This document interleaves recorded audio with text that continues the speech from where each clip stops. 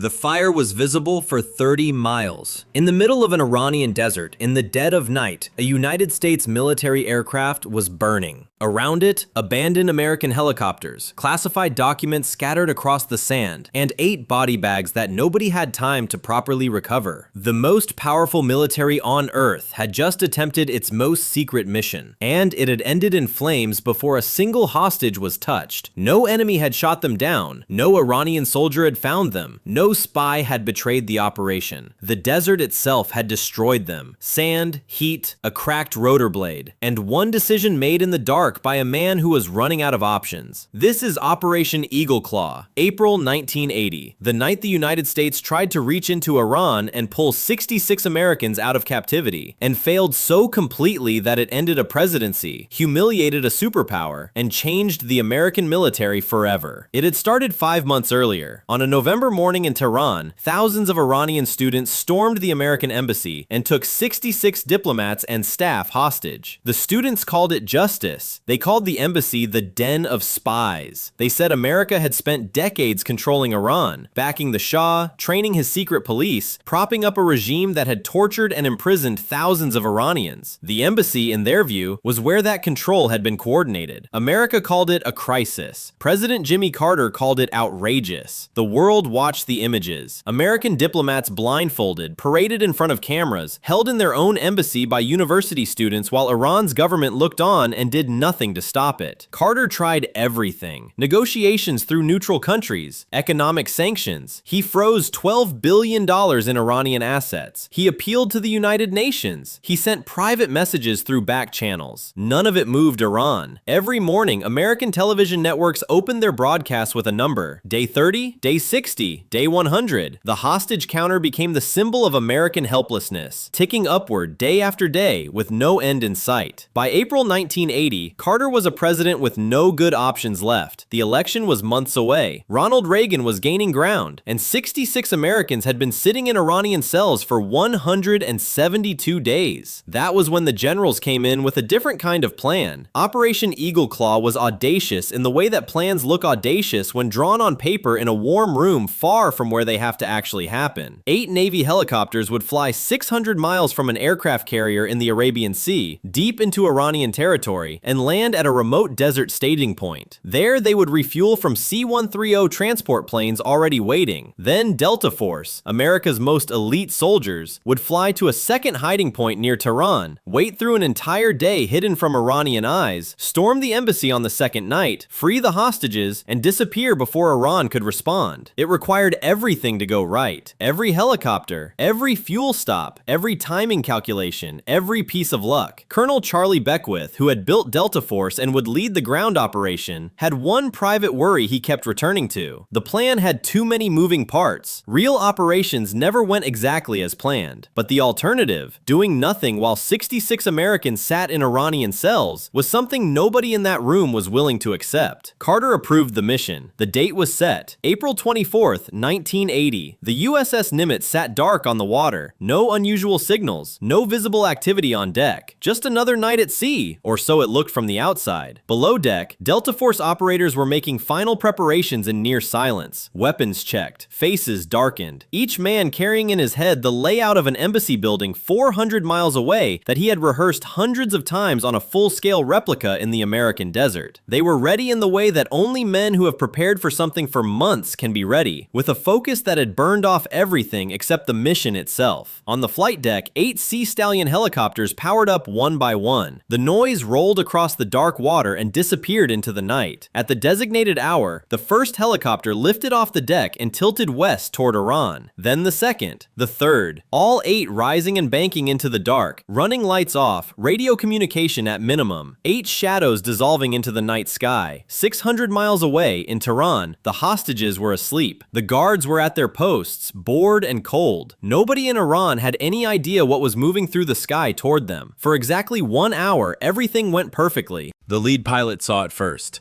A wall of brown stretching across the entire horizon. Not weather in any recognizable sense. More like the desert floor had stood up and started walking toward them. A haboob. A violent desert sandstorm so dense that flying into it was like flying into concrete dust. There was no route around it. The helicopters flew straight in.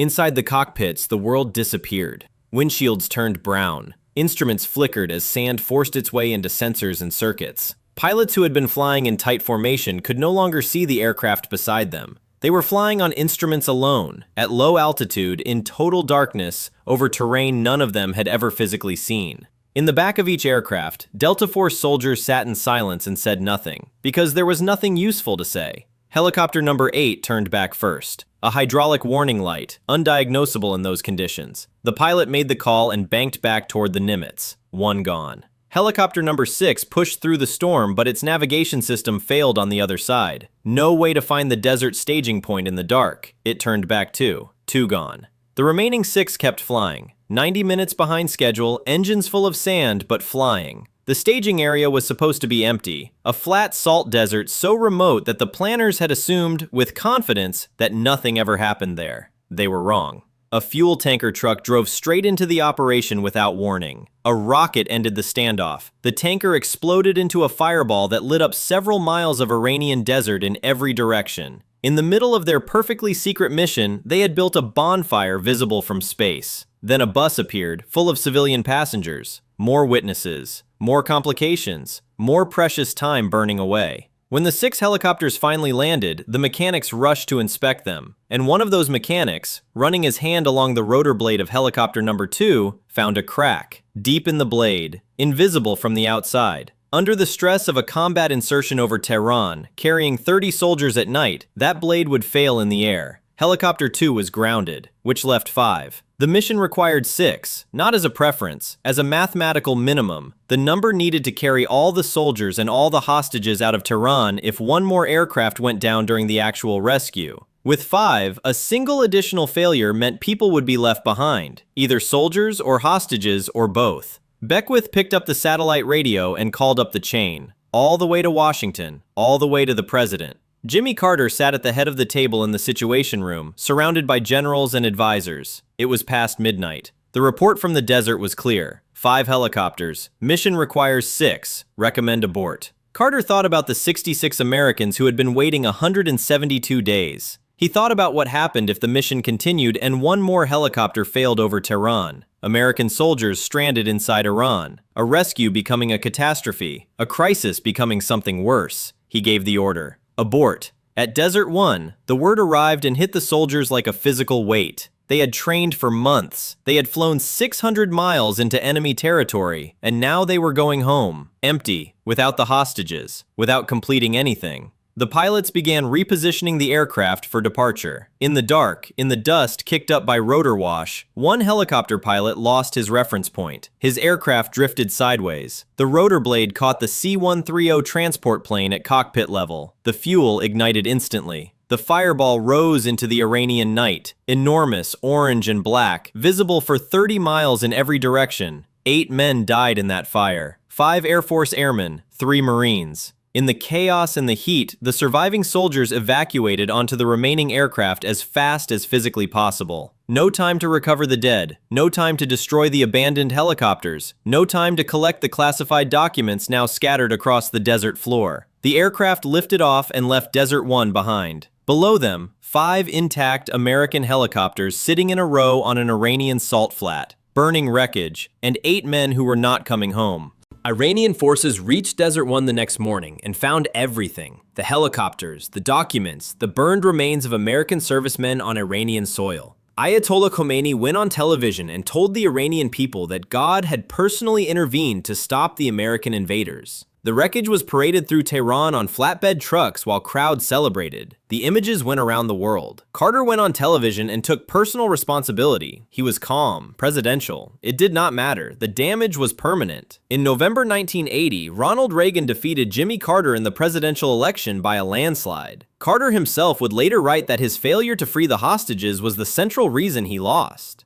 One mission, one night in a desert, the rest followed from there. And then came the ending that history never forgets. On January 20th, 1981, the day Ronald Reagan was inaugurated as the 40th President of the United States, Iran released all 52 remaining hostages. The deal had been signed the night before, everything was ready, but Iran held the plane on the ground and watched the inauguration on television. The plane did not take off until the exact moment Reagan finished his oath of office, until the precise second that Jimmy Carter was no longer president.